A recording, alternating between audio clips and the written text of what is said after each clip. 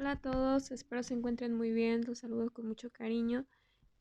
Bueno, este video lo hice con el fin de retomar un poco los temas que han estado ustedes investigando y que incluso vimos antes de la suspensión de clases, y que es el tema de los sufijos y prefijos. Bueno, como ustedes ya saben y que habíamos visto todavía de las últimas clases que tuvimos, pues que los prefijos pues son algunas palabras que nos van a ayudar a formar otras, así como los sufijos. Entre los prefijos más comunes tenemos el on, in, il, and this, ¿no? Son de los más comunes, puede que haya algunos otros. Eh, Algunas de estas palabras nos van a ayudar a modificar algunos, puede ser adjetivos, por ejemplo, la palabra tidy, la palabra possible, valid, legal, que son algunos adjetivos. Incluso nos pueden ayudar a modificar un verbo. Entonces, aquí tenemos tidy, que es arreglado, untidy es lo contrario, possible, posible, impossible es lo contrario, the antonym, valid and invalid, legal and illegal, appear and disappear. Entonces, bueno, ustedes ya vieron algunos de este tema, ya lo habíamos retomado antes y lo vamos a continuar porque, pues bueno, es parte del vocabulario que ustedes ocupan para las diferentes lecturas y que pues es importante para ustedes. Continuando, continuando con los sufijos, pues bueno, estas son palabras que se encuentran al final de, pues alguna puede ser adjetivo o verbo también, ¿no? Entonces aquí tenemos que, dice así, typical endings for making a noun from a verb. Entonces, de un verbo se va a desprender algo, una cosa, un sustantivo. Tenemos la palabra govern, government. Congest, congestion, inform, information. Y esas palabras se desprenden de un verbo y ahora se convierten en algo, en una cosa, en un sustantivo. También puede ser que se puedan formar algunas palabras de un adjetivo. Por ejemplo, tenemos la palabra real, reality o reality, dark, darkness, convenience, entrance. Esos son algunos de los sufijos principales. Hay muchos sufijos, hay muchas palabras que nos pueden ayudar a formar palabras.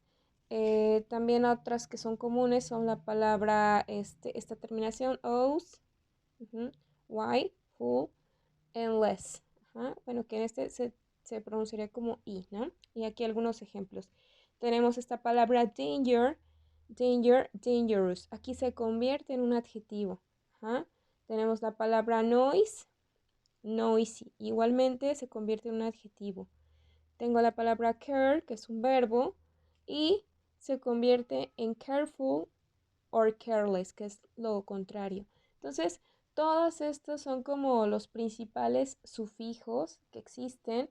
Qué bueno que ustedes ya tienen conocimiento de ello, pero quería retomarlo para que no se les olvide, para que lo apliquen en todo lo que hemos estado viendo y que posteriormente vamos a seguir viendo. Este tema de los sufijos y prefijos se relaciona ampliamente con varios temas, ¿no? Por ejemplo, incluso para poder decir cómo me siento, express feelings, dice aquí que podemos usar diferentes maneras y que generalmente viene la raíz de la palabra, que es algo que quiero hacer hincapié, en que se guíen en la raíz de la palabra y que, por ejemplo, puede ser un verbo. Tenemos el verbo annoy. Entonces, de ahí puedo agregar un sufijo y entonces eh, puedo crear un adjetivo. En este caso, pues este verbo annoyed tiene dos adjetivos. Bueno, el verbo como tal se puede incluso utilizar para poder describir algo. It really annoys me, ¿no? Realmente me enfada.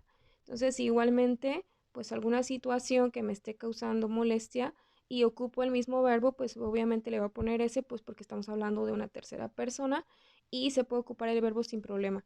Pero también si quiero transformar este verbo en un adjetivo, pues tiene dos opciones, les había mencionado.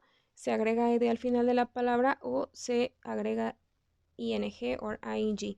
Entonces, tengo la palabra annoyed or annoying. Ajá, y aquí tenemos algunos ejemplos. I'm really annoyed. Estoy realmente molesto. O that noise is annoying. Ese ruido es molesto. Entonces, las dos palabras significan lo mismo. Es un adjetivo y que proviene de un verbo y que gracias a los sufijos puedo cambiar pues el significado de una palabra o ocuparlo para diferentes cosas. Em, Generalmente annoyed o esta terminación ed se utiliza más para las personas y esta terminación se utiliza más para situaciones generales, no tanto para las personas. Y bueno, aquí tenemos un poquito más ejemplos y tengo por ejemplo el verbo frustrate, embarrass, irritate y que también de aquí mismo se pueden derivar algunos adjetivos. Por ejemplo, el verbo frustrate. Entonces tenemos frustrated, embarrassed, irritated, terrified, que también estos palabras entonces nos ayudan a crear, los repito, adjetivos, donde pues de un verbo, gracias a los sufijos. Tenemos más algunos otros ejemplos y que a veces resulta que no tienen la terminación ing, ajá, cómo es esta palabra, ¿no?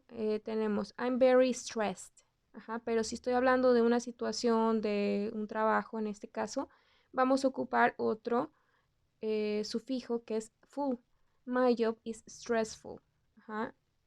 I was delighted and he was a delightful person, ¿no? Aquí me faltó esa palabra, pero también igual estoy describiendo ya sea una situación o una cosa y también estoy creando nuevamente palabras a partir de un verbo.